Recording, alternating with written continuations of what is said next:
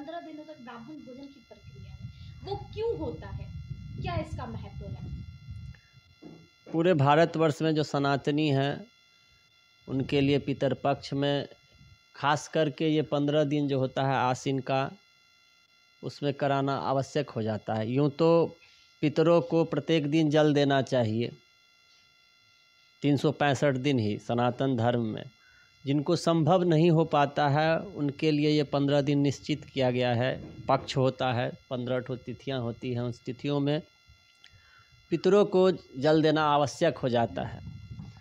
उनके लिए खास करके ब्राह्मण भोजन या उनका जो पितृ श्राद्ध होता है वो कराना भी आवश्यक होता है। केवल माता पिता के लिए नहीं, उनके पूर्वजों के लिए भी।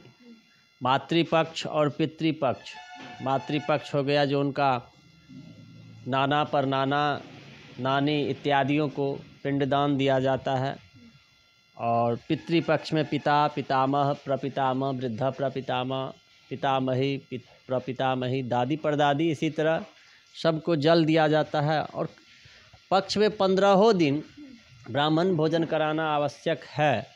संभव हो तो 15 दिन कराना चाहिए, इसलिए कि किसी न किसी का, हमारे पूर्वजों का पक्ष में प्रतिपदा से लेके और 15वां दिन तक जो अमावस्या और होता है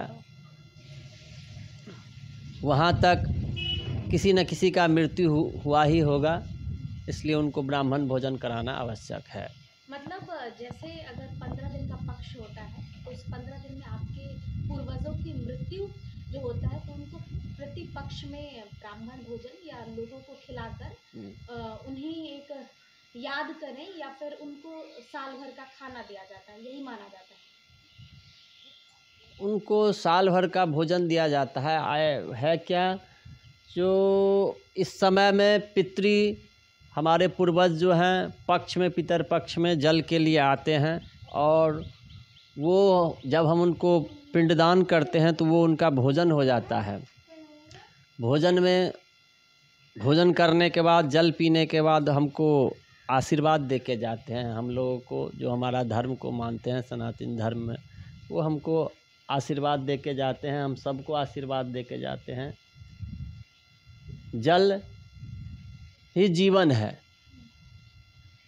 मानव के लिए और पितरों के लिए भी। जल विहीन वो, जब हम वो यहाँ से जाते हैं तो जल विहीन प्रदेश में जाते हैं, अन्न विहीन प्रदेश में जाते हैं। इसलिए जब तक हम उनके वंशज हैं, उनको जल नहीं देंगे, अन्न नहीं देंगे, तब तक उनको नहीं पहुँच पाएगा।